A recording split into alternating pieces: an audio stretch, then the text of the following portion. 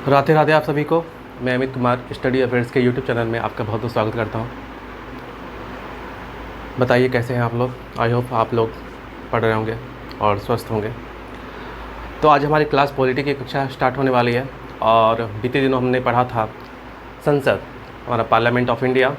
हमने उसमें पढ़ा था लोकसभा, राज्यसभा और राष्ट्रपति के बारे में।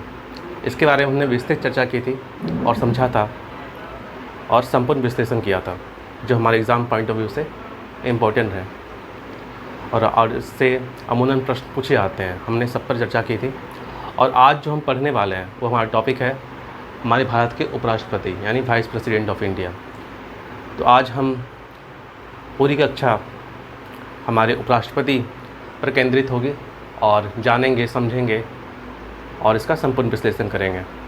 तो आइए अमूमन हमें क्या क्या पढ़ना है इस टॉपिक पर, उसके बारे में थोड़ी जान लेते हैं। इसका उल्लेख, सबसे पहले इसका उल्लेख संविधान में कौन से भाग, कौन से अनुच्छेद में किया गया है, इसके बारे में चर्चा करेंगे। निर्वाचन जो है इसकी प्रक्रिया क्या है उसके बारे में चर्चा करेंगे। फिर इनकी योग्यता क्या है इसके बारे में चर्चा करेंगे। उसके बाद इनका कार्यकाल क्या है उनके बारे में चर्चा करेंगे और इनके कार्य और शक्तियाँ क्या है इनके बारे में चर्चा करेंगे।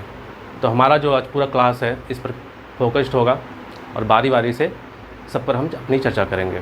तो आइए क्लास की शुभारंभ करते हैं।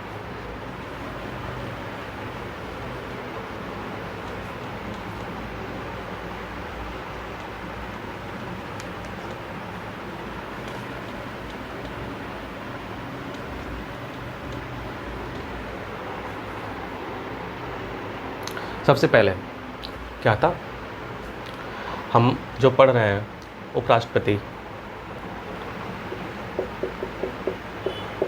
यानी हमारे वाइस प्रेसिडेंट ऑफ इंडिया। सबसे पहले हमने जो पढ़ा था पिछले दिनों अमूमन पढ़ा था, ये पूरा था लोकसभा था जिसके बारे में हमने चर्चा की थी, और ये राज्यसभा था हमने चर्चा की थी। हमने ये जाना था कि लोकसभा में 545 सदस्य होते हैं और राज्यसभा में 245 सदस्य होते हैं। हमने इसके बारे में चर्चा किया था और हमने ये जाना था जो इनका निर्वाचन जो होता है ये प्रत्यक्ष तौर पे होता है, यानी डायरेक्ट इलेक्शन होता है, इनका होता है अप्रत्यक्ष तरीके से। यानी लोकसभा के जो अध्यक्ष होते हैं उनके लिए ज़रूरी होता है कि वो लोकसभा के सदस्य हो, यानी जो लोकसभा के सदस्य होंगे उनसे ही अध्यक्ष चुने जाएंगे। और यहाँ राज्यसभा में क्या होता है, इनके जो अध्यक्ष होते हैं वो राज्यसभा के सदस्य नहीं होते हैं, यानी जो घर का मालिक है, जो मुखिया है, वह स्वयं इस घर का सदस्य नहीं है। सेम होता है यहाँ पे। तो आपने ये समझा। तो हमारा जो उपराष्ट्रपति का जो पद है ये संविधान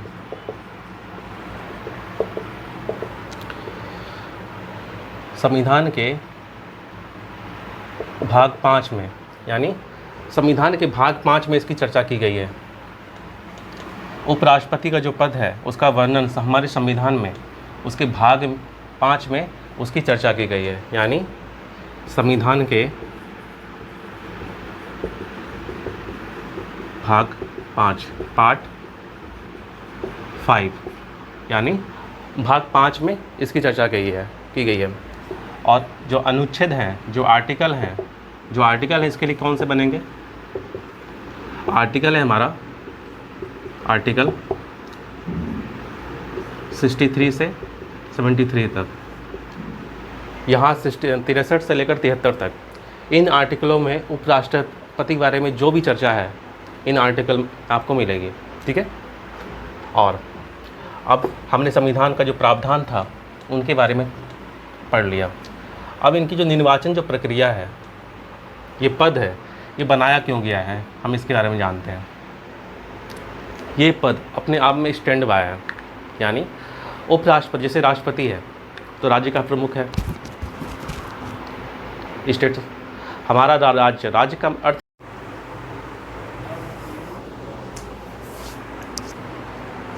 तो बात कर रहे थे उपराष्ट्रपति का जो पद है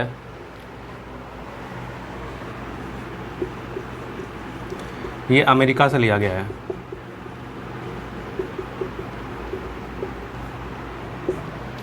तो आपने समझा, हमारे उपराष्ट्रपति का जो पद है अमेरिका से लिया गया है और ये पद स्टैंड बाय है, यानी इस पद का अपना कोई खास महत्व नहीं है। ये पद स्टैंड बाय, यानी एक शब्द आएगा स्टैंड बाय, जैसे राष्ट्रपति जी, प्रधानमंत्री जी, उनका पद का अपना महत्व है। संविधान में संविधान के निर्माता को ज़रूरत लगा कि राष्ट्रपति, प्रधानमंत्री ये ऐसे पद हैं जो नीति निर्णय में अपनी महत्वपूर्ण भूमिका निभाते हैं। ठीक है, तो ये पद महत्वपूर्ण बन जाता है। ठीक है, लेकिन ये जो उपराष्ट्रपति का जो पद है ये स्टैंड बाय रखा गया है, यानी इस पद का अपना कोई महत्व नहीं है। तो आइए ऐसा क्यों कहते हैं इसके बारे में समझते हैं। सबसे पहले उपराष्ट्रपति, इसका निर्वाचन कैसे होता है इससे समझते हैं, आपको थोड़ी सी क्लैरिटी होगी समझने में। उपराष्ट्रपति का जो निर्वाचन होता है, जैसे हमने पढ़ा था राष्ट्रपति का निर्वाचन, तो राष्ट्रपति के निर्वाचन में हमने ये पढ़ा था कि राष्ट्रपति के निर्वाचन में दोनों सदन यानी लोकसभा और राज्यसभा, यानी राष्ट्रपति के निर्वाचन दोनों सदन लोकसभा राज्यसभा और जितने भी राज्य की विधानसभा है उनके निर्वाचित सदस्य जो था वहाँ पे वोटिंग करते थे। ठीक, और ये अप्रत्यक्ष निर्वाचन होता था। और यहाँ पे ऐसे भी 2 यूटीज़ थे, हमने पढ़ा था, जहाँ पे विधानसभा है, यानी हमारे 28 राज्य और 8 यूटी, जैसा पिछले क्लास में हमने पढ़ा था, उनमें से सब यूटी के पास जो है विधानसभा नहीं है। 2 ऐसे यूटीज़ हैं हमारे 8 यूटीज़ में से जहाँ पे कम्प्लीटली विधानसभा है, जैसे दिल्ली, पुडुचेरी, तो वहाँ पे अपने अपने सीएम है। ठीक है, तो वहाँ पे विधानसभा का चुनाव होता है। तो वैसे ही 28 राज्य प्लस 8 यूटीज़ ये उपराष्ट्रपति के चुनाव में, और राज्य विधानसभा यानी स्टेट लेजिस्लेटिव, राज्य विधानसभा, ये 3 निर्वाचित सदस्य, यानी यहाँ पे 2 सदस्य होते थे, एक निर्वाचित और एक नॉमिनेटेड। जो राज्यसभा में होता था 12 सदस्य राष्ट्रपति अपॉइंट करते थे, साहित्य, कला, समाज और विज्ञान और समाज सेवा। तो ये यहाँ पे क्या होता है कि यहाँ पे राज्य जो लोकसभा, राज्यसभा और स्टेट लेजिस्लेटिव, यानी इनका यहाँ पे राष्ट्रपति के निर्वाचन में इनका योगदान होता था। लेकिन जहाँ उपराष्ट्रपति के निर्वाचन में आते हैं तो यहाँ पे सिर्फ जो होता है लोकसभा, यानी लोकसभा के होंगे और राज्यसभा होंगे। तो आपने पढ़ा था यहाँ पे क्या था, निर्वाचित और प्लस मनोनीत। जैसा हमने पढ़ा था लोकसभा में 2 सदस्य एंग्लो इंडियन था जो मनोनीत करके आते थे, जो राष्ट्रपति अपॉइंट करते थे, लेकिन 104 संविधान संशोधन अधिनियम 2019 के चलते इनको हटा दिया गया। ऐसी ज़रूरत नहीं थी कि 2 जो एंग्लो इंडियन की यहाँ पे आवश्यकता नहीं रह गई, जिसकी वजह से संशोधन किया गया, हटाया गया। लेकिन राज्यसभा में 12 सदस्य ऐसे थे जो राष्ट्रपति अपॉइंट करते थे, साहित्य, कला, समाज सेवा और विज्ञान से। तो ये 12 सदस्य जो था नॉमिनेटेड था, लेकिन जो राष्ट्रपति के निर्वाचन में अपनी महत्वपूर्ण भूमिका निभाते थे। लेकिन उपराष्ट्रपति के निर्वाचन में जब आएंगे तो इनका जो है नॉमिनेटेड का जो है रोल जो है ये बढ़ जाता है। यानी अब ये नॉमिनेटेड भी जो सदस्य हैं या उपराष्ट्रपति के निर्वाचन में, चुनाव में अपनी महत्वपूर्ण भूमिका निभाएंगे, वो यहाँ पे वोट करेंगे। लेकिन यहाँ पे जो राज्य विधानसभा था, जो हमने पढ़ा था, राज्य विधानसभा जो राष्ट्रपति के निर्वाचन में अपनी महत्वपूर्ण भूमिका निभाते थे, यानी इनका रोल राष्ट्रपति के निर्वाचन में था। लेकिन जब हम उपराष्ट्रपति के निर्वाचन में आएंगे, यानी वाइस प्रेसिडेंट, तो ये हट जाएंगे। यानी यहाँ पे महत्वपूर्ण कौन होगा, लोकसभा और राज्यसभा, और निर्वाचित और मनोनीत। आपने समझा, यहाँ पे राज्य विधानसभा नहीं आएगी, यानी राज्य विधानसभा के सदस्य जो है यहाँ पे वोट नहीं करेंगे। बाकी सारी रीति सेम रहेगी जो हमने पढ़ा था। थोड़ा सा आप यहाँ पे ऐसे समझते हैं डायग्राम से, जो आपको क्लियरिटी देगा।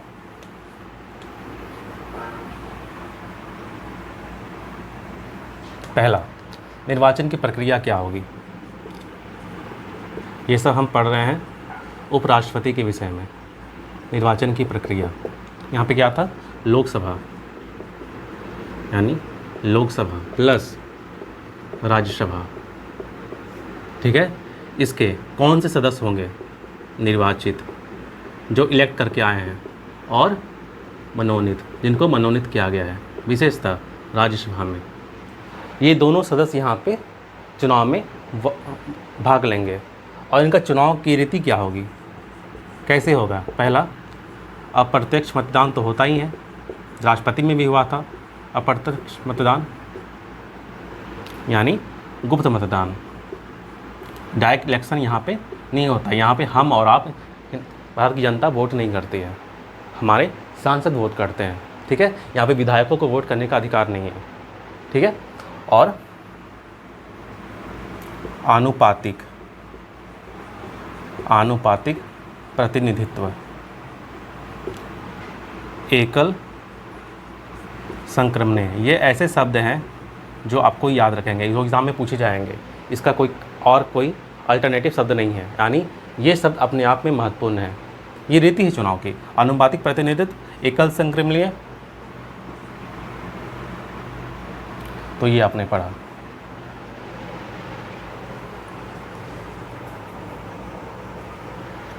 तो ये प्रक्रिया है जो हमारे देश के सांसद जो होता है राज्यसभा और लोकसभा के, नॉमिनेटेड प्लस इलेक्टेड, ये ऐसे वोट डालते हैं, और हमारे उपराष्ट्रपति का चुनाव होता है। और ये पद स्टैंड बाय क्यों है, क्यों महत्वपूर्ण है, क्यों बनाया गया है, इनके कार्य क्या हैं, इनकी विस्तार से अब हम चर्चा करते हैं। तो हमने ये पढ़ा निर्वाचन की प्रक्रिया होगी कैसे, यानी हमारे जो उपराष्ट्रपति हैं उनका निर्वाचन होगा कैसे। उनका निर्वाचन सेम था इसमें, लोकसभा पर राज्यसभा। अंतर कहाँ था कि यहाँ पे हमारे विधायक जो राज्य विधानसभा की चुन के आते थे राष्ट्रपति में, वो यहाँ पे वोट नहीं करते।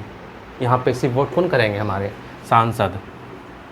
अब वो सांसद कौन होंगे, लोकसभा और राज्यसभा, दो सदन के सांसद। और कौन सांसद, उसमें था राष्ट्रपति में निर्वाचित था, लेकिन यहाँ पे कौन से हैं, निर्वाचित अब प्लस मनोनीत, यानी जो नॉमिनेटेड है। नॉमिनेट कहाँ के, राज्यसभा के। कितने सदस्य चुन के आते हैं, 12 सदस्य। यहाँ पे जो 2 सदस्य था जो एंग्लो इंडियन था, फिर से दोहरा रहा हूँ, जो 2 सदस्य था जो एंग्लो इंडियन यहाँ पे था, जो राष्ट्रपति नॉमिनेटेड करते थे, उनको किस संविधान संशोधन अधिनियम के द्वारा हटाया गया? तो ये संविधान संशोधन अधिनियम 104वां होगा, 104th कॉन्स्टिट्यूशन अमेंडमेंट एक्ट 2019। यानी ये जो अधिनियम है, इसके द्वारा ऐसी रीति 2 एंग्लो इंडियन सदस्य की यहाँ पे इसको एबॉलिश कर दिया गया। आपको यहाँ तक क्लैरिटी हो गई होगी। आई होप आप यहाँ तक बिल्कुल समझ गए होंगे कि निर्वाचन की प्रक्रिया क्या है। उपराष्ट्रपति में लोकसभा प्लस राज्यसभा के निर्वाचित प्लस मनोनीत सदस्य, और इनकी रीति क्या होगी। पहला अप्रत्यक्ष मतदान होगा, गुप्त मतदान होगा, आनुपातिक प्रतिनिधित्व होगा, एकल संक्रमणीय मत प्रणाली।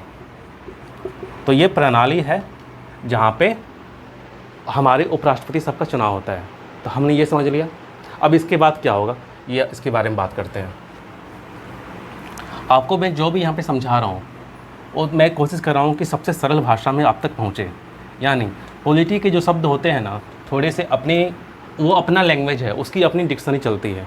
यानी वैसे शब्द आपको एग्ज़ाम में क्वेश्चंस आते हैं, ठीक है, जो डायरेक्ट हिट नहीं करेंगे। जब तक आप उसको समझेंगे नहीं किताब से, जब तक आपको कोई समझाएगा नहीं, तब तक वो शब्द आपको समझ नहीं आएंगे।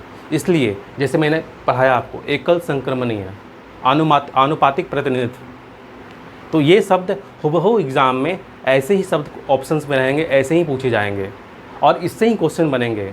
लिखे रहेंगे क्वेश्चन, ऐसे रहेगा। राष्ट्रपति के चुनाव में कौन से सदस्य वोट करते हैं, लोकसभा के सदस्य, राज्यसभा के सदस्य, विधानसभा के सदस्य, विधान परिषद के सदस्य। ऑप्शंस रहेंगे ABCD। आपको उनमें या और भी उनमें आपको टिक लगाना होगा कि कौन सा ऑप्शन सही है। आपने पढ़ा राष्ट्रपति के निर्वाचन में क्लियर था, लोकसभा और राज्यसभा प्लस विधानसभा के निर्वाचित सदस्य, यहाँ पे मनोनीत नहीं था। मेरी शब्दों को ध्यान से सुनिए। राष्ट्रपति निर्वाचन में लोकसभा, राज्यसभा प्लस विधानसभा, और वैसे संघराज्य क्षेत्र जहाँ पे विधानसभा उपस्थित है, यानी वैसे कौन से संघराज्य क्षेत्र हैं जहाँ पे विधानसभा काम करती है, तो वो 2 ऐसे हैं 8 में से, हमारे दिल्ली और पुडुचेरी। तो यहाँ पे आपने समझा, यहाँ पे इलेक्टेड मेंबर्स यानी निर्वाचित सदस्य ही वोट करेंगे राष्ट्रपति के निर्वाचन में। लेकिन जब हम उपराष्ट्रपति के निर्वाचन में आते हैं तो थोड़ा सा अंतर होता है, तो हम उस अंतर को समझते हैं।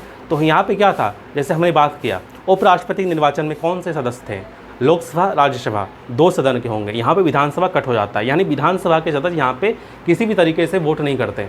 यहाँ पे सिर्फ वोट करेंगे लोकसभा और राज्यसभा के। और कौन से सदस्य? निर्वाचित भी सदस्य वोट करेंगे और मनोनीत सदस्य करेंगे। जो राज्यसभा में विशेषतः 12 सदस्य, जो कला, साहित्य, समाज सेवा, विज्ञान, ऐसे 4 क्षेत्र से 12 सदस्य जो होता है, जो अलग अलग क्षेत्र से नॉमिनेट करते हैं राष्ट्रपति साहब, जो राज्यसभा में अपनी भूमिका निभाते हैं, वैसे सदस्य यहाँ पे मनोनीत यानी नॉमिनेटेड प्लस इलेक्टेड सदस्य यहाँ पे उपराष्ट्रपति के चुनाव में वोट करते हैं अपना।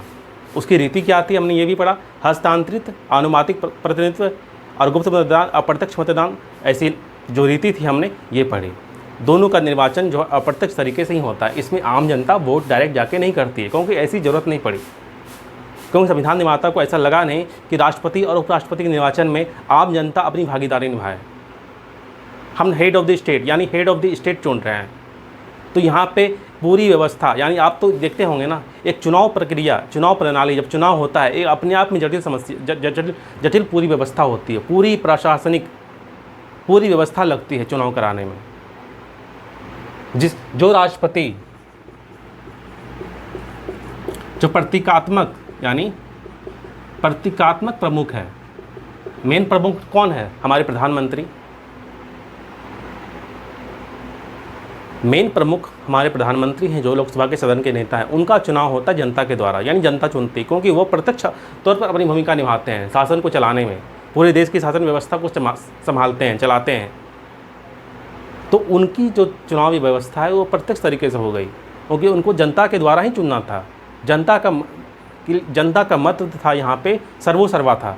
लेकिन जब हम उपराष्ट्रपति की बात आते हैं, जब राष्ट्रपति के बारे में आते हैं, तो यहाँ पे राष्ट्रपति फिर भी जरूरी होता है, लेकिन उपराष्ट्रपति तो हमने बात किया स्टैंड बाय, ये तो स्टैंड बाय है, यानी इस पद की अपनी कोई पावर नहीं है, ये एडहॉक है।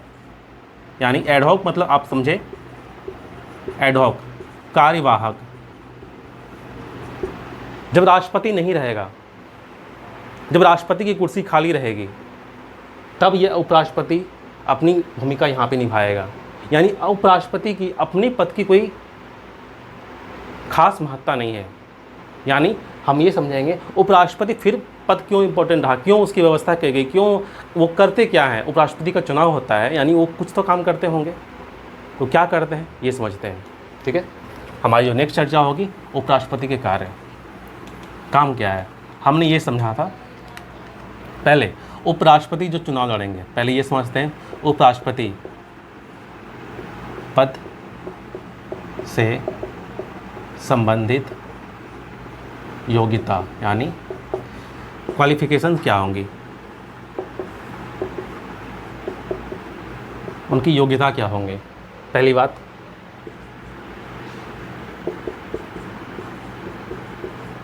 भारत का नागरिक होना चाहिए, नागरिक होना चाहिए। और यहाँ पे मैं क्लॉज डाल रहा हूँ, जन्म से नहीं। ये छोटी छोटी चीज़ जो है एग्ज़ाम में पूछते हैं, पूछेगा आपको क्या भारत का राष्ट्रपति बनने के लिए या उपराष्ट्रपति बनने के लिए जन्म से भारत का नागरिक होना चाहिए, यानी वो उसका जन्म हमारे भारत के भूभाग में होना चाहिए, ये ज़रूरी है। तो ये ज़रूरी नहीं है, जन्म से नहीं, वो भारत का नागरिक होना चाहिए, ऐसी व्यवस्था है। दूसरी व्यवस्था, उनकी एज या आयु वही थी जो राष्ट्रपति में थी, 35 वर्ष, यानी 35 वर्ष से अधिक उनकी उम्र होनी चाहिए, या 35 वर्ष, उससे कम की आयु नहीं चलेगी यहाँ पे। ठीक है। और तीसरा सबसे इम्पोर्टेंट, कोई लाभ के पद पर ना हो, यानी वैसे राष्ट्रपति पद के उम्मीदवार या उपराष्ट्रपति पद के उम्मीदवार कोई लाभ के पद पर नहीं होने चाहिए। यहाँ पे लाभ का पद का वर्णन किया गया है संविधान में, लाभ के पद बताए गए हैं इस संविधान में। वैसे कौन कौन से लाभ, जैसे आप सरकारी नौकरी कर रहे हैं, यानी आप जो पढ़ रहे हैं, आप जो ये क्लास देख रहे हैं, आपकी अपेक्षा है, आप ये चाहते हैं कि आप सरकारी नौकरी पाए, अब उसकी तैयारी कर रहे हैं। जब आप सरकारी नौकरी ले लेंगे तो वो पद अपने आप में लाभ का पद है, बशर्ते उसका कर्म होगा सेवा करना। एक नेता भी सेवा करता है, नेता चुनाव लड़ता है, चुन करके आता है, लेकिन जो पद होता है नेता का, यानी कोई मंत्री बन गया, कोई विधायक बन गया, कोई सांसद बन गया, वो अपने आप में लाभ का पद नहीं कहलाता है, वो अपने आप में प्योर सेवा का पद कहलाता है। लेकिन जब आप नौकरी लेंगे ना, जब आप प्रशासन में, शासन में जाएंगे, जब आप सरकार के आदमी बनेंगे, तो आपका जो पद होगा ना, वो लाभ का पद होगा।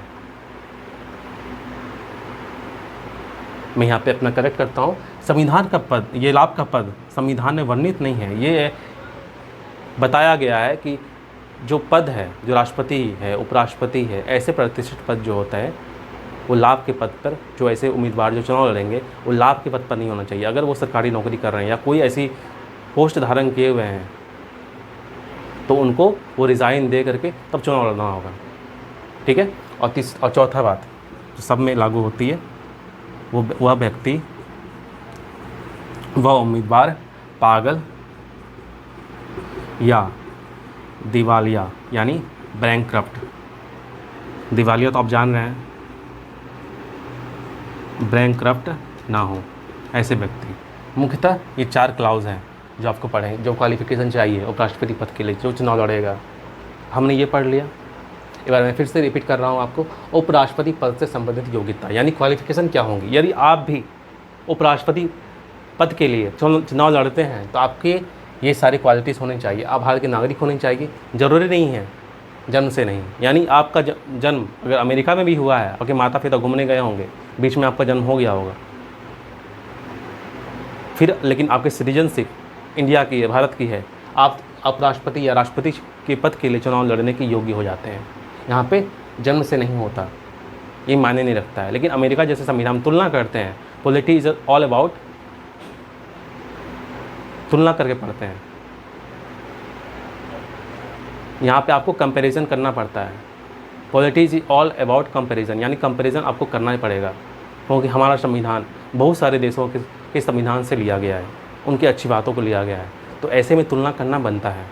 तो अमेरिका का जो पद है, राष्ट्रपति का जो पद है, हमने चर्चा की थी थोड़ी कि उस पद की अपनी महत्ता है। वो पद यहाँ पे जो क्लाउज हमने दिया है, यहाँ जन्म से नहीं, वहाँ पे जन्म से हो जाता है। यानी उपराष्ट्रपति, वहाँ पे राष्ट्रपति या उपराष्ट्रपति अमेरिका का कोई भी अगर व्यक्ति चाहेगा तो वैसा ही व्यक्ति चुनाव लड़ पाएगा, वैसा ही योग्य बन पाएगा जो इनका जन्म अमेरिका में हुआ हो। अभी रिसेंटली न्यूज़ में था, हमारे डोनाल्ड ट्रंप साहब जो अभी राष्ट्रपति बने हैं, और एलन मस्क साहब जिन्होंने अपने पद से इस्तीफ़ा दिया। हालांकि वो बिजनेसमैन हैं, लेकिन उन्होंने सरकार ने पद धारण किया था, चुनाव में उन्होंने फंडिंग की थी, तो ट्रंप सरकार में तो उन्होंने पद धारण किया था। अभी हाल में उन्होंने उससे इस्तीफ़ा दिया। और आपने देख रखा होगा कि टैरिफ वॉर चल रहा है, तो एलन मस्क साहब को उनकी नीति पसंद नहीं आ रही, इस वजह से उन दोनों में क्लैश चल रहा है। अब जो है एलन मस्क साहब ये सोच रहे हैं कि हम अमेरिका को थर्ड पार्टी की ज़रूरत है, मुख्यतः वहाँ पर 2 पार्टी का चुनाव लड़ने में अपना योगदान देते, एक रिपब्लिकन एक डेमोक्रेटिक। तो अब उनको लग रहा है कि थर्ड पार्टी होनी चाहिए, ताकि लोकतंत्र की मजबूती के लिए ज़रूरी है, क्योंकि डोनाल्ड ट्रंप साहब कुछ ऐसे फैसले ले रहे हैं जो लोकतंत्र की प्रक्रिया के खिलाफ है, उसके विपरीत कार्य कर रहे हैं। उनको ऐसा लग रहा है, ऐसा उनको प्रतीत हो रहा है, अपनी अपनी सोच है, अपनी अपनी इच्छाएं हैं, तो उनको लग रहा है कि अब एक अलग पार्टी बननी चाहिए। उन्होंने पार्टी बनाई भी, अमेरिकन पार्टी के नाम से उनकी पार्टी बनी। लेकिन अगर एलन मस्क चाहेंगे, वो स्वयं राष्ट्रपति बन पाएंगे? ऐसा संविधान, अमेरिका के संविधान में वर्णित है कि जो व्यक्ति अमेरिका में जिनका जन्म हुआ है, नागरिकता है, वो ही राष्ट्रपति के निर्वाचन में या उपराष्ट्रपति निर्वाचन में योग्य है चुनाव लड़ने के लिए।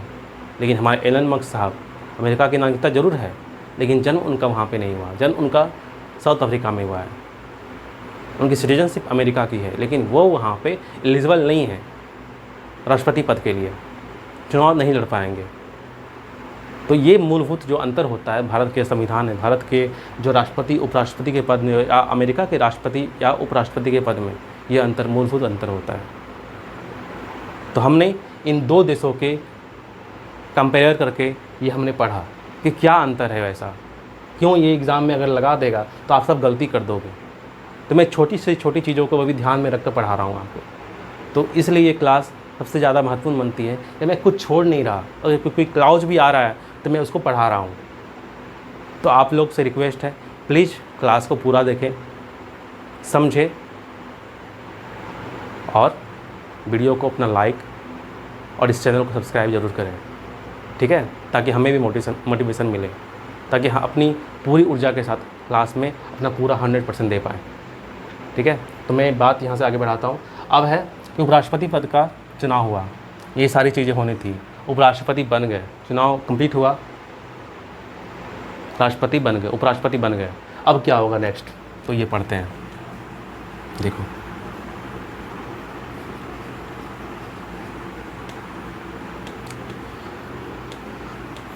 जैसे हमने पढ़ा था 2 सदन थे, लोकसभा और राज्यसभा, ठीक है। यहाँ जो अध्यक्ष होगा, जो चेयरपर्सन होगा, वह स्वयं लोकसभा का सदस्य होना ज़रूरी है, यानी लोकसभा का सदस्य ही यहाँ पे अध्यक्ष बन सकता है। लेकिन जब बात हम यहाँ पे राज्यसभा के अध्यक्ष की करेंगे, अब राज्यसभा में तो कोई अध्यक्ष होगा ना, इस पूरे सदन को चलाने के लिए यहाँ के भी तो यहाँ पे सभापति होगा।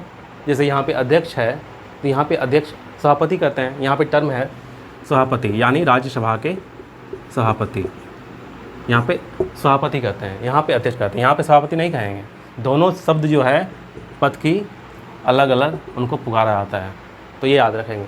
लोकसभा के अध्यक्ष बनते हैं और राज्यसभा के क्या बनते हैं, सभापति। बराबर होता है, अध्यक्ष कहिए लेकिन सभापति कहिए, लेकिन जो टर्म है, जो आपके संविधान में लिखा गया है, कहा गया है, जो पद बनाया गया है, उस पद को हम पुकारते हैं जिस वक्त से, जिस भाव से हैं, आपको वही कहना होगा।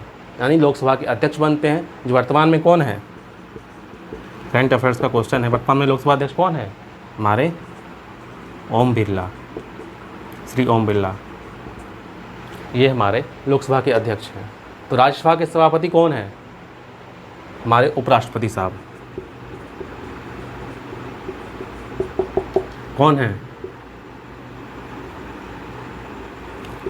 श्री जगदीप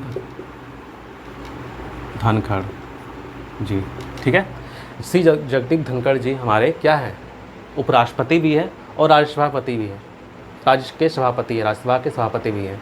यानी यहाँ पे संविधान में ये कहा गया है, उपराष्ट्रपति, मेरे शब्दों को ध्यान से सुनिएगा, ध्यान दीजिएगा इस शब्द में, उपराष्ट्रपति स्वतः ही राज्यसभा का सभापति बनेगा, उसके लिए कोई चुनाव नहीं होना।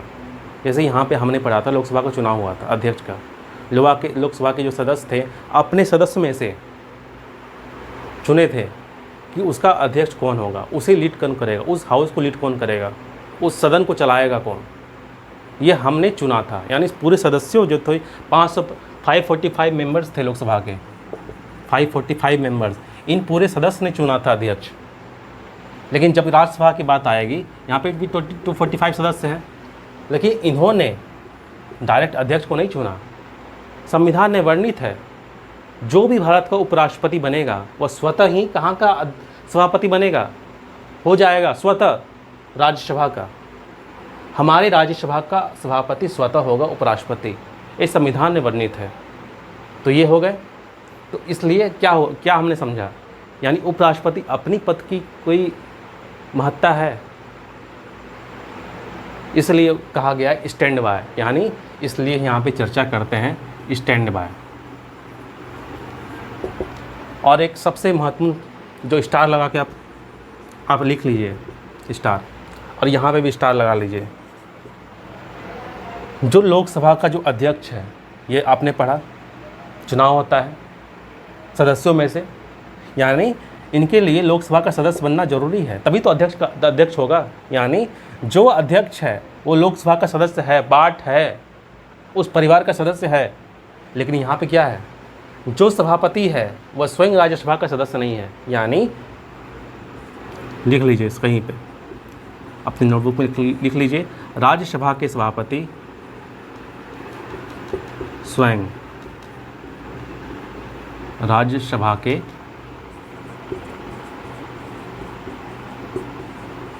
सदस्य नहीं होते। इसीलिए उपराष्ट्रपति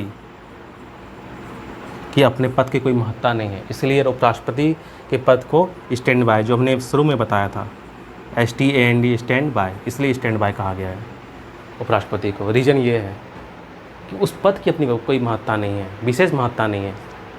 उनका कार्य यही है कि राज्यसभा के जो सदन है उनको संचालित करना, सभापति के रूप में कार्य करना। आपने ये समझ लिया। यहाँ पे मूलभूत अंतर समझ लिया। लोकसभा के जो अध्यक्ष है स्वयं लोकसभा के सदस्य होते हैं, ये ज़रूरी होता है, और उनका चुनाव होता है सदस्यों में से। यहाँ पे चुनाव नहीं होता राज्यसभा के सभापति का। स्वयं उपराष्ट्रपति साहब हमारे स्वतः अध्यक्ष यहाँ पे सभापति बनते हैं, और वो स्वयं राज्यसभा के सदस्य नहीं होते हैं। यहाँ पे होते हैं, यहाँ पे नहीं होते हैं। ये मूलभूत अंतर है। आपको क्लैरिटी हो गई? आई होप आपने ये मूलभूत जो अंतर है, थोड़ा सा जटिल है लेकिन मैंने इसे सरल भाषा में समझाया है आपको, ताकि आपको क्लैरिटी आए। पॉलिटी में थोड़ा सा कन्फ्यूज़न है, लेकिन जब आप समझ जाओगे ना एक बार, जब आपके ब्रेन में छप जाएगा ना, तब आपको ज़्यादा दिक्कत नहीं होगी, तो सब कुछ सॉर्टेड होगा। इसलिए इसे ध्यान से समझिए। मैं बार बार अपनी जो शब्दों को रिपीट करता हूँ, दोहराता हूँ। यानी लोकसभा का जो अध्यक्ष पद के लिए ज़रूरी होता है उनका सदस्य होना, यानी जो इस घर के मालिक होंगे, यानी अध्यक्ष साहब, वो इस घर के सदस्य ही होंगे, तभी तो मालिक हैं। उनका चुनाव, आपके घर में कितने सदस्य हैं, जितने भी सदस्य हैं उनके हेड ऑफ़ द फैमिली होते हैं। उनके लिए क्या ज़रूरी है? उस घर का सदस्य होना, तभी तो वो हैं। कोई पड़ोसी वाले को तो आप नहीं बना दिए अपने घर के हेड ऑफ़ द फैमिली, वो तो आपने नहीं चुना। सिंपल से समझिए, अपने घर को देखिए। आपके घर में दादा दादी होंगे, मम्मी पापा होंगे, चाचा चाची होंगे, कज़न्स होंगे, इतने सारे लोग होंगे। उनमें आपके दादाजी हेड ऑफ़ द फैमिली हैं। हेड ऑफ़ द फैमिली क्यों है? क्योंकि वो घर के हिस्सा हैं, घर के पार्ट हैं, टॉप ऑफ द ट्री हैं, इसलिए है ना।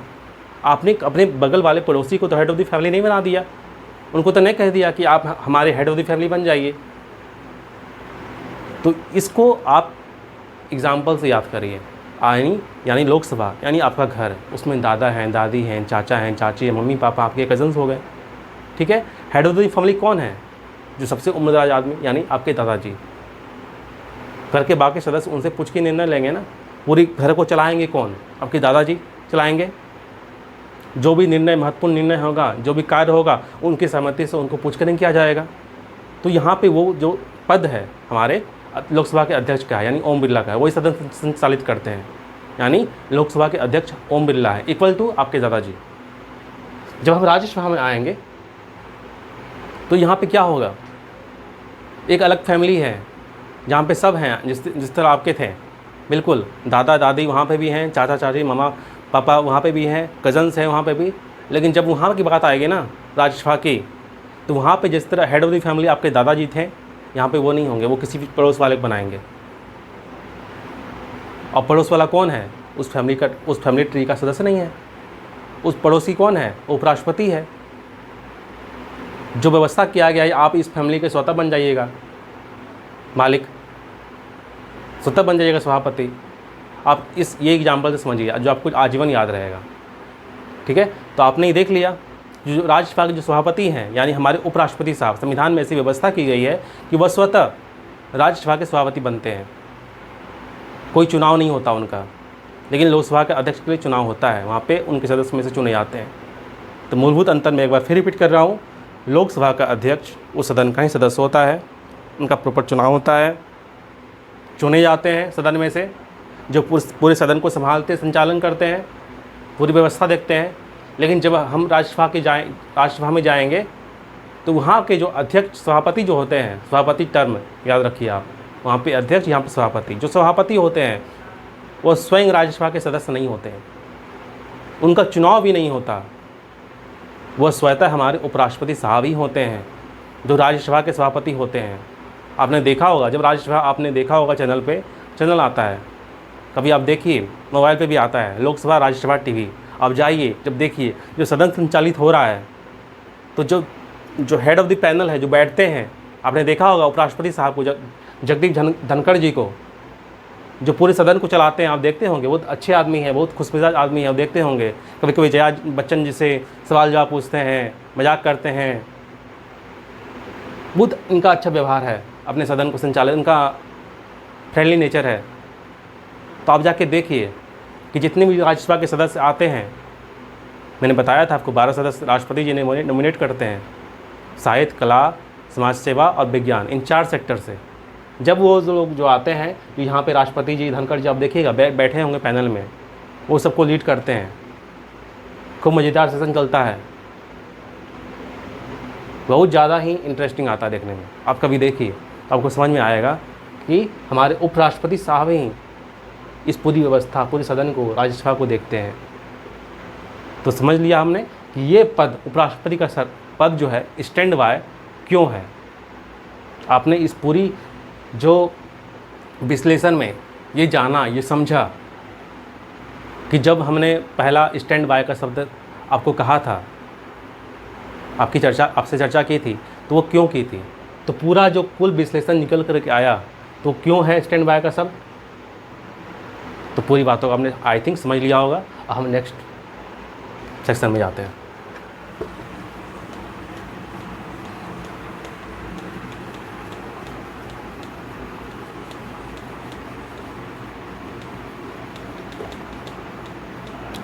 अब देखिए एक शब्द आता है कार्यवाहक राष्ट्रपति।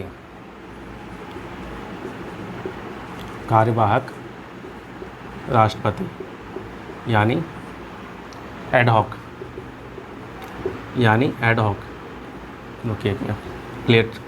क्लियरली लिख देता हूँ, ADHOC,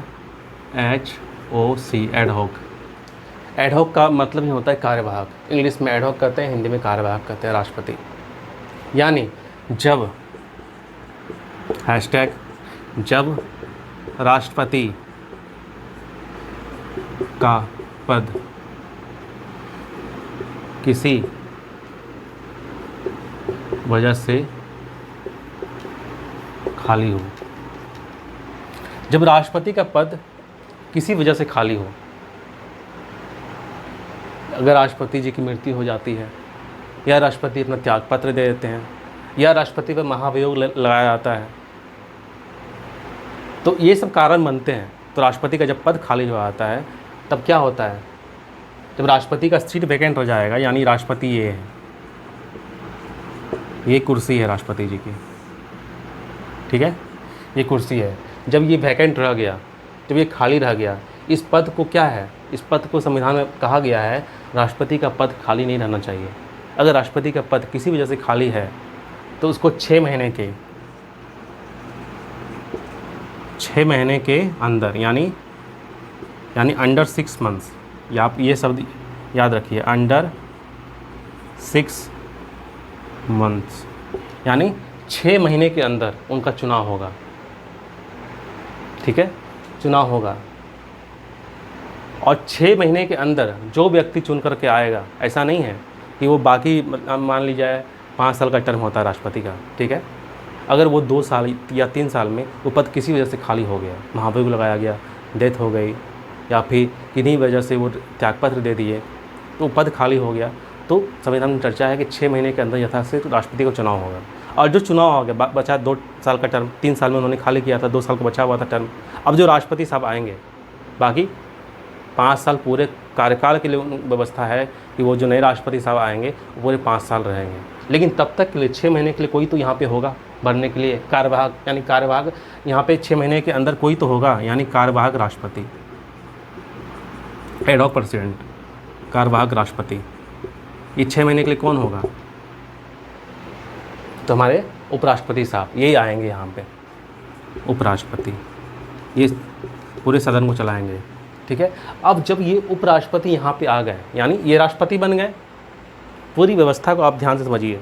ठीक है, 5 साल का टर्म होता है राष्ट्रपति का, ठीक है, मान लीजिए 3 साल में टर्म चल रहा था, वो किन्हीं वजह से उन्होंने उनकी कुर्सी खा ली है, ठीक है, राष्ट्रपति की कुर्सी खा ली है, तो संविधान में व्यवस्था की गई है कि 6 महीने के अंदर आपका चुनाव होना है, आपको चुनाव करवाना है, 6 महीने के अंदर नए राष्ट्रपति साहब अपॉइंट होंगे। आज वो जो राष्ट्रपति साहब आएंगे वो पूरे फिर 5 साल के लिए, यानी 2 साल नहीं, पूरे 5 साल के लिए फुल टर्म वो राष्ट्रपति बनेंगे। ठीक है, लेकिन तब तक के लिए 6 महीने कौन राष्ट्रपति होंगे, हमारे उपराष्ट्रपति साहब, वो उपराष्ट्रपति राष्ट्रपति बनेंगे। और तब क्या होगा, उपराष्ट्रपति पद का पद जो है खाली रह गया, ये आ गए उपराष्ट्रपति बन गए। राष्ट्रपति के पद में जो भी पावर्स होते हैं, जो भी भत्ता, जो भी वेतन, जितनी भी सुविधाएं होती है जो राष्ट्रपति को मिल रही होती है, उस सारी सुविधा का वहन कौन करेगा, उपराष्ट्रपति साहब करेंगे, क्योंकि उन्होंने चार्ज लिया है, राष्ट्रपति बन गए हैं, वो उन्होंने कार्यभार संभाला है, फुल टाइम राष्ट्रपति नहीं है, वो कार्यवाहक राष्ट्रपति हैं। ठीक है, चुनाव 6 महीने के बाद होगा, लेकिन पूरे 6 महीने में वो पद जो है, वो कुर्सी खाली नहीं रहना चाहिए। उस पद में, वो कुर्सी में बैठेंगे हमारे उपराष्ट्रपति साहब, और तब उनको वो सारे पावर्स अलॉट होंगे, वो सारी पावर्स मिलेंगे, वो सारे भत्ते मिलेंगे, वो सारे वेतन जो मिल रहे हैं राष्ट्रपति को, वो सारे सुविधाएं मिलेंगी उपराष्ट्रपति साहब को। तो हमने समझ लिया, उपराष्ट्रपति चले आए, राष्ट्रपति कुर्सी में बैठ गए, अब 6 महीने चला रहे हैं वो। लेकिन अब ये समझिए आप, तब उपराष्ट्रपति पद का कुर्सी तो खाली होगा, खाली होगा ना, तब वहाँ भी तो चुनाव होना चाहिए। यानी उपराष्ट्रपति साहब मतलब राष्ट्रपति बन गए, उपराष्ट्रपति पद की कुर्सी खाली हो गई, अब उस जगह को भरने के लिए चाहिए ना। तो यहाँ पे व्यवस्था की गई संविधान में कि उपराष्ट्रपति का पद, जब वो कार्यभार संभाल रहे हैं राष्ट्रपति का, कार्यवाहक राष्ट्रपति बन गए हैं, तब उपराष्ट्रपति का पद के लिए भी चुनाव होगा, लेकिन वो यथाशीघ्र, यहाँ पे टर्म आया है यथाशीघ्र। उपराष्ट्रपति यानी उपराष्ट्रपति का चुनाव होगा।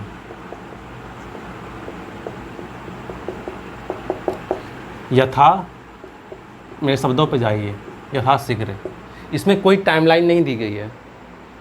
इसका भी चुनाव होगा, लेकिन यहाँ पे कोई टाइमलाइन नहीं है। लेकिन यहाँ पे टाइमलाइन है 6 महीना।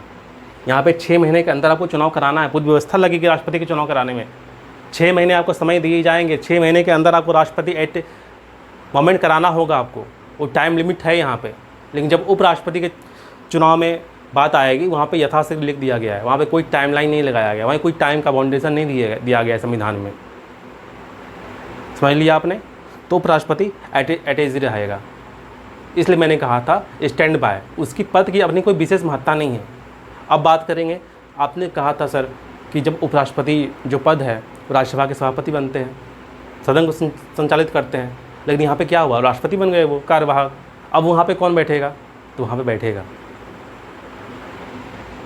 आपने समझ लिया। अब मैं मिटाता हूँ इसको, यहाँ बैठा आपसे, फिर मैं बात करता हूँ वहाँ पे कौन बैठेगा।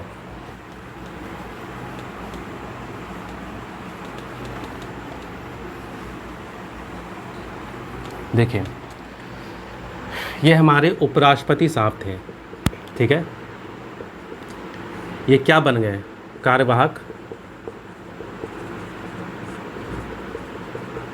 राष्ट्रपति बन गए, ठीक है, बन गए।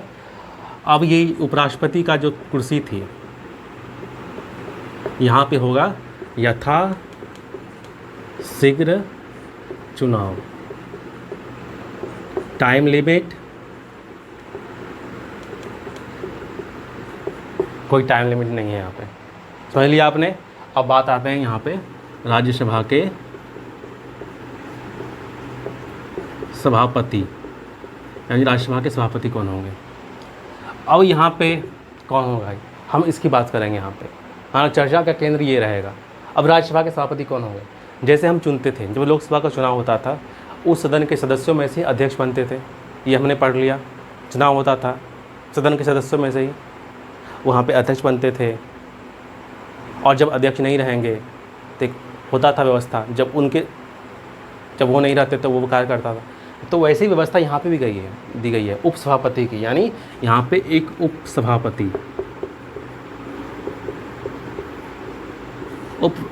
नाम का एक पद है। और ये पद क्या है? राज्यसभा के सभापति इस सदन के सदस्य नहीं थे, लेकिन ये जो उपसभापति है राज्यसभा का सदस्य है, यानी इसके लिए ज़रूरी है कि वो राज्यसभा का सदस्य होना चाहिए। वो 245 मेंबर्स ऑफ दी राज्यसभा के सदस्य में से ही होना चाहिए, और वो उपसभापति के पद पर बैठता है यहाँ पे। तब वो पूरी व्यवस्था सदन को चलाने या संचालित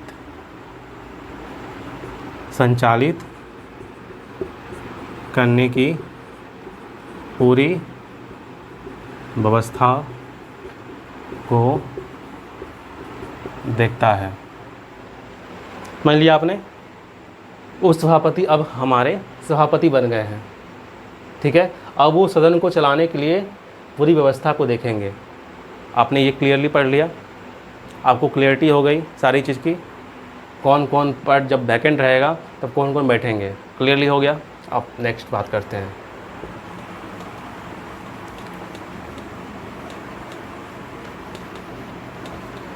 अब बात करते हैं शपथ की। जब राष्ट्रपति का चुनाव होता है तो शपथ कौन दिलाते हैं? जब उपराष्ट्रपति का चुनाव होगा तो शपथ दिलाने के कोई चाहिए ना, तो शपथ दिलाएंगे। राष्ट्रपति के चुनाव में शपथ कौन दिलाते हैं बताइए? राष्ट्रपति के चुनाव में शपथ कौन दिलाते हैं? मैंने पढ़ा था, भारत के मुख्य न्यायाधीश CJI, chief justice of India, Bharat के मुख्य न्यायाधीश यानी चीफ जस्टिस ऑफ इंडिया, हमारे भारत के CJI। ठीक है, हमने ये पढ़ा। अब देखिए, अब उपराष्ट्रपति यानी जब उपराष्ट्रपति पद का चुनाव होगा, उपराष्ट्रपति के चुनाव में शपथ, तो यहाँ पे शपथ कौन दिलाएंगे? जब उपराष्ट्रपति पद चुन कर आएंगे, यहाँ पे शपथ दिलाएंगे हमारे भारत के राष्ट्रपति। ठीक है, अब हैशटैग पढ़ते हैं। यहाँ पे राष्ट्रपति के चुनाव में शपथ, इसकी चर्चा, इसकी व्यवस्था संविधान के भाग 3 में दी गई है। एक मिनट, इस पूरी व्यवस्था संविधान के भाग 3 में दी गई है। ठीक है, और यहाँ पे क्या होता है? शपथ, इसकी चर्चा संविधान के भाग 3 में नहीं दी गई है, मूलभूत अंतर है। यानी यहाँ पे हैशटैग होगा शपथ की चर्चा संविधान के भाग 3 में नहीं दी गई है। दोनों का हैशटैग आपने समझ लिया। यहाँ पे हैशटैग क्या था? संविधान के भाग 3 में शपथ की चर्चा दी गई है। राष्ट्रपति के चुनाव में, उपराष्ट्रपति के चुनाव में शपथ की चर्चा, भारत के राष्ट्रपति शपथ दिलाते हैं, लेकिन शपथ की चर्चा है संविधान के भाग 3 में नहीं दी गई है। आप इसको याद रखें, यहाँ पे दी गई है, यहाँ पे नहीं दी गई है। क्लैरिटी हो गई आपकी? क्लियर? आपने समझ लिया? चलिए अब नेक्स्ट पढ़ते हैं।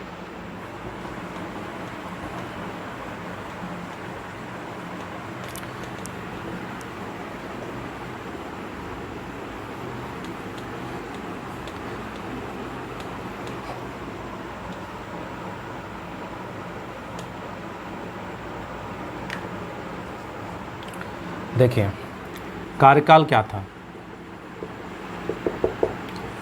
पहला 5 वर्ष का कार्यकाल,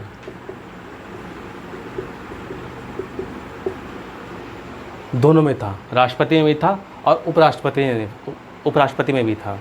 और ये कितनी भी बार चुनाव लड़ सकते हैं, यानी 1 बार बनेंगे, 2 बार बनेंगे, 3 बार बनेंगे, 4 बार बनेंगे, 5 बार। सलमान खुर्शीद साहब 2 टर्म थे उपराष्ट्रपति। उसी तरह अगर जगदीप धनखड़ चाहेंगे कि नेक्स्ट टर्म में उपराष्ट्रपति बने, चुनाव लड़े, तो व्यवस्था है कि वो चुनाव लड़ेंगे, जीत गए, बनेंगे। ऐसा नहीं है अमेरिका के संविधान की तरह कि राष्ट्रपति सिर्फ 2 ही बार बन सकते हैं। वहाँ पे संविधान में लिखा गया क्लियरली कि संविधान में पूरी व्यवस्था की गई है अमेरिका के संविधान में कि राष्ट्रपति वहाँ का जो ही बनेगा वो 2 टर्म ही बनेगा। बराक ओबामा साहब 2 टर्म बने, हमारे डोनाल्ड ट्रंप साहब पहले वाले टर्म में बने, फिर जो बाइडेन आए, फिर इस बार उनका आखिरी टर्म है। तो संविधान में क्लियरली कहा गया है अमेरिका के 2 बार बनेंगे। और इंडिया में, भारत में आप जितनी बन सकते बनिए यार, कोई टेंशन नहीं है। यहाँ पे पूरी एकदम छूट है। आप चुनाव लड़ो, जीतो, बनो, कोई दिक्कत नहीं है। हम अच्छा करो, द्रौपदी मुर्मू चाहेंगी तो नेक्स्ट टर्म ही बन सकेंगे, कोई दिक्कत नहीं है। वहाँ पे मन में विजय है यहाँ पे। तो क्लियरली आपने ये पढ़ा। अब नेक्स्ट क्या पढ़ सकते हैं आप ये बताइए। हमने अब तक क्या क्या पढ़ा ये हम जानते हैं। पहला ये पढ़ा कि राष्ट्रपति का जो पद है वो अमेरिका के संविधान से लिया गया है। और ये अनुच्छेद कहाँ से कहाँ तक है तो हमने बताया था 63 से अनुच्छेद 63 से 69 या 73 तक भी जाता है चर्चा। मुख्यतः 69 लिखते हैं लेकिन 73 तक भी कह सकते हैं, मानते हैं इसको, ठीक है। ऐसी चर्चा है। और भाग कौन सा था, तो भाग 5 था। चुनाव कैसे होना है, तो ये मैंने पढ़ा, लोकसभा राज्यसभा के निर्वाचित प्लस मनोनीत सदस्य, ये हमने पढ़ा, क्लियरली हो गया। अब राष्ट्रपति के पद के लिए अर्हता यानी योग्यता क्या थी। पहला, भारत का नागरिक होना चाहिए, 35 वर्ष की आयु पूरी होनी चाहिए, पागल या दिवालिया ना हो, ठीक है, कोई लाभ के पद पर ना हो। ये 4 कंडीशन थे। ये अगर ये आप फॉलो करते हो, मुख्यतः 4 कंडीशन होते हैं, ये फॉलो करते हो तो आप अर्हता रखते हो, यानी आप एलिजिबल हो भारत के उपराष्ट्रपति का चुनाव लड़ने के लिए, ठीक है। आपने ये पढ़ा। और फिर हमने क्या पढ़ा था कि चुनाव कैसे होगा, सेम था, अप्रत्यक्ष चुनाव यहाँ पे होना होगा, यानी आनुपातिक प्रतिनिधित्व, एकल संक्रमणीय मत प्रणाली, अप्रत्यक्ष मतदान, यानी ये है पूरी व्यवस्था। यानी यहाँ के चुनाव में, यानी उपराष्ट्रपति राष्ट्रपति के चुनाव में जनता सीधे तौर पर भाग नहीं लेती है। खासकर राष्ट्रपति के चुनाव में कौन थे, लोकसभा राज्यसभा प्लस विधानसभा, यानी एमएलए एमपी यहाँ पे वोट करते थे, लेकिन यहाँ पे कौन से, सिर्फ सांसद। उपराष्ट्रपति में कौन से वोट करेंगे, कंप्लीटली सांसद, यहाँ पे सिर्फ सांसद ही वोट करेंगे, सिर्फ सांसद। इलेक्टेड प्लस नॉमिनेटेड, यानी इलेक्टेड प्लस नॉमिनेटेड, ठीक है, ये दोनों लोकसभा प्लस राज्यसभा के, ठीक है। अब ये हमने पढ़ा। अब उपराष्ट्रपति जो है, चलो लड़ लिए आगे, तो हमने ये पढ़ा था उपराष्ट्रपति जो है राज्यसभा का सभापति स्वतः बनता है, जबकि उसका सदस्य नहीं रहता है। और यहाँ पे राष्ट्रपति, यहाँ लोकसभा के जो अध्यक्ष हैं वो स्वतः सदस्य होते हैं, कंपेयर करके हमने पढ़ा, ठीक है। जब वो कार्यवाहक राष्ट्रपति बनते हैं तो वो उपराष्ट्रपति का पद खाली रहता है, यथाशीघ्र चुनाव होता है, कोई टाइम लिमिट नहीं है। जब ये सभापति का पद खाली रहता है तो उपसभापति वहाँ पे कार्य करता है, और उपसभापति होता है राज्यसभा के सदस्यों में से ही होता है। ये पूरी व्यवस्था हमने पढ़ी, ठीक है।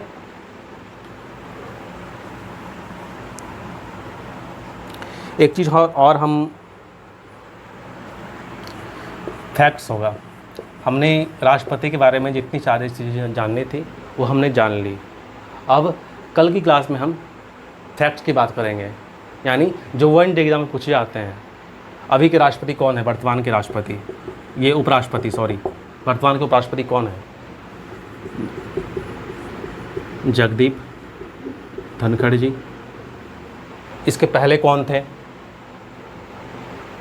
इसके पहले भी तो कोई होंगे, पहले वाले कोई साउथ के थे ना, सुब्रमण्यम कोई थे, याद नहीं आ रहा मुझे, बताऊंगा कल, ठीक है। पहले मुस्लिम राष्ट्रपति, उपराष्ट्रपति,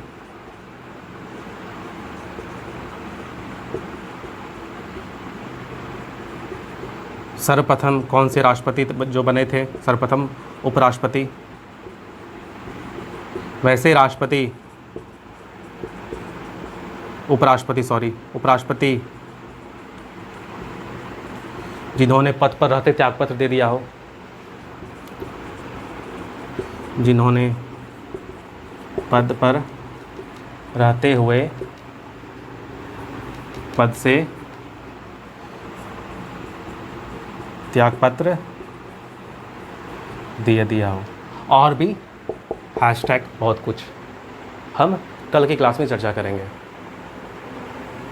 कल जो है उपराष्ट्रपति की लास्ट क्लास होगी, और पूरी जो है हमारा उपराष्ट्रपति का पद कल समाप्त होगा।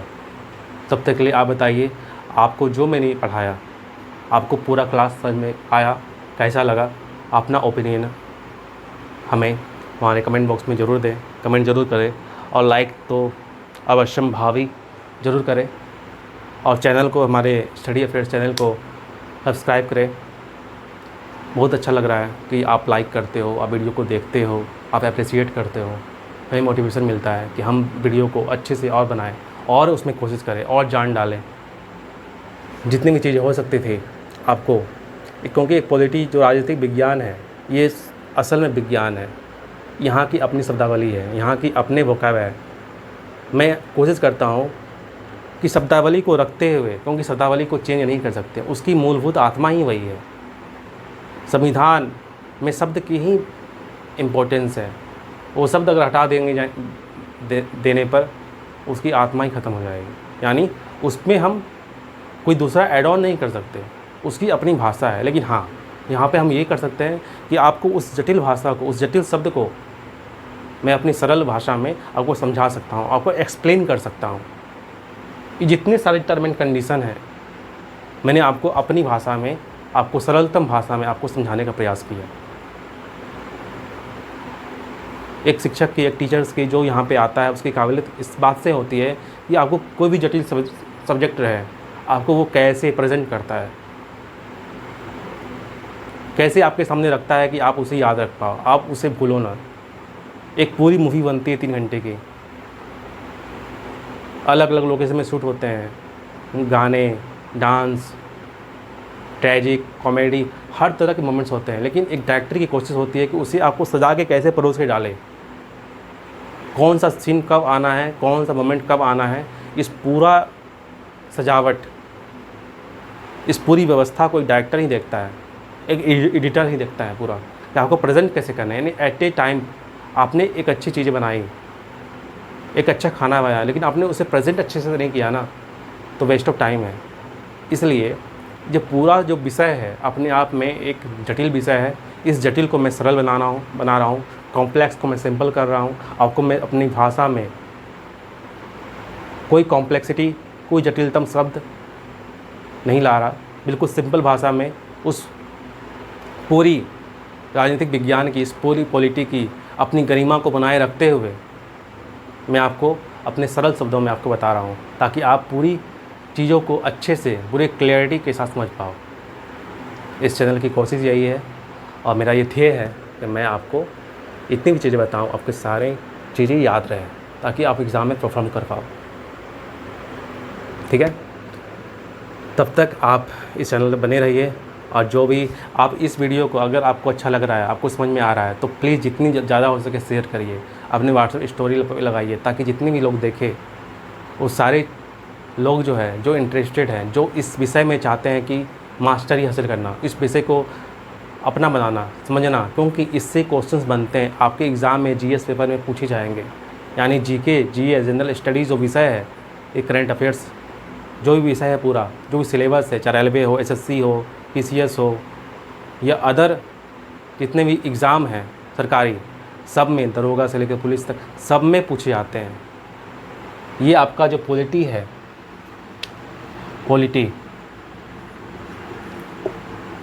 सब में भूमिका निभाता है, करंट अफेयर से लेकर जीएस तक, सब में।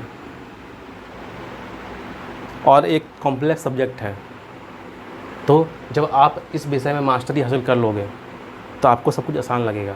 इससे पहले आप नहीं जानते थे पार्लियामेंट होता क्या, चलता कैसे, पूरी व्यवस्था को मैंने एक पिक्चर की तरह आपको सारी को अलग अलग पार्ट में बांट करके पढ़ाया।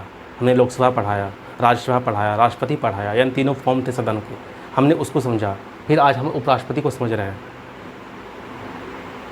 तो आप ऐसे ही चैनल बने रहिए और नया हम हर रोज़ सीखेंगे, हर रोज़ जानेंगे और पढ़ाई को इंटरेस्टिंग बनाएंगे।